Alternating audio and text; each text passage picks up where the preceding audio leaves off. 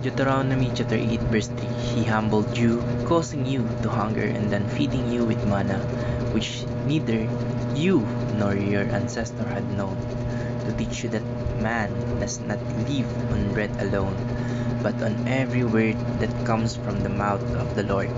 Magandang araw, at tatalakayin pa natin ngayong araw sa ating daily devotion ay ang necessity of scripture.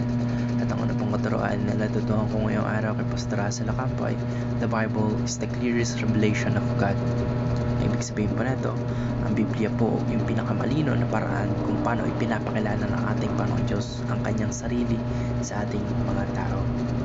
Though yes, pwedeng ipakita ng ating Panginoon Diyos yung kanyang kapangyarihan through miracles and through sa kalikasan. Pero sa salita po ng ating Panginoon Diyos, which is the Bible, mas detailed po at mas klaro po kung sino siya.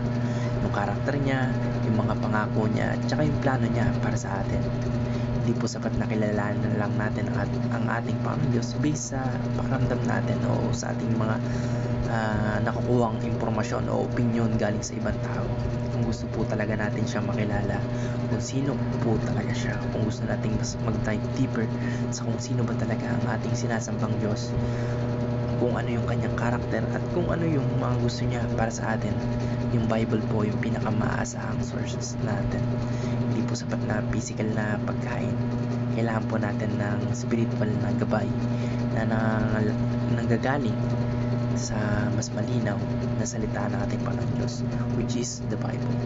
Ang natutuhan ko naman po sa pangalawang katuroan ni Pastor Russell Ocampo ay the Bible is essential to spiritual nourishment. Ito naman po ay nagsasabi na ang Bible daw po ay parang spiritual food. Tulad po ng pagkain na nagbibigay ng lakas sa ating mga katawan, ang salita po ng ating Panginoon Diyos ay nagbibigay ng buhay at kalakasan sa ating mga spirito. Kung wala po yung salita ng ating Panginoon Diyos, parang nagugutom po yung kaluluwa natin. Sa ating talatang nabanggit, ginamit po ng ating Panginoon Diyos yung gutom ng mga Israelites para ipaalala na hindi lang physical na bread yung mahalaga, kundi yung every word na nanggagaling po sa ating Panginoon Diyos. Ibig sabihin po, kung gusto po nating lumago spiritually, dapat regular po tayong kumakain ng salita ng ating Panginoon Diyos by reading, by meditating, and by applying the words in the Bible. Ang natutuhan ko naman po sa pangatlong katuroan ni Pastor Russell Ocampo ay the Bible is God's Word and our final authority. Ang ibig sabihin po nito, yung Biblia daw po ay hindi lang ordinaryong aklat o ordinary book. Ito po mismo yung salita ng ating Panginoon Diyos. Kaya ito po yung pinakahuling desisyon o basihan sa lahat ng mga bagay. Ibig sabihin po, kung may tanong po tayo sa ating mga buhay o kung may conflicting ideas po yung mundo o kung may mga curious tayong bagay, yung Biblia lang po yung dapat nating pakinggan at sundin.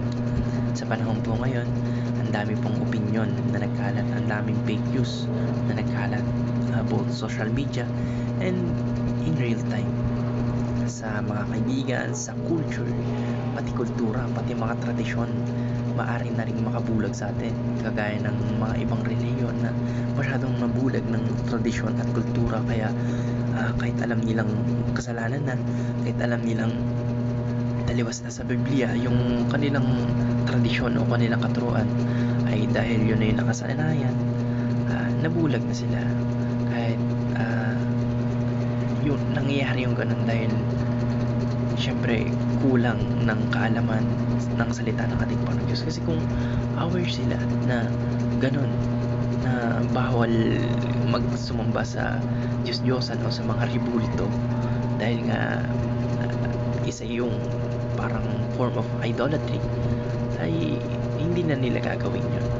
Ayoko na magbanggit ng specific religion, pero may mga ganun po talagang relihiyon na namumuhay ngayon o isinasama nila ngayon yung kanilang relihiyon sa kanilang tradisyon o kanilang kultura, and yung tradisyon na yun ay some of that conflict the words in the Bible. And ayun, nakakalungkot lang kasi dahil yun na nga tradisyon ay parang nanonormalize na kahit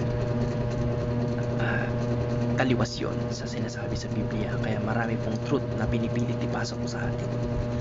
Pero bilang mga anak po ng ating Panginoong Diyos, isang authority lang po dapat yun nating pinapaniwalaan. At isang authority lang dapat nating sinusunod, which is the Word of God. The words in the Bible. Yun lamang po. Maraming salamat and God bless. Amen.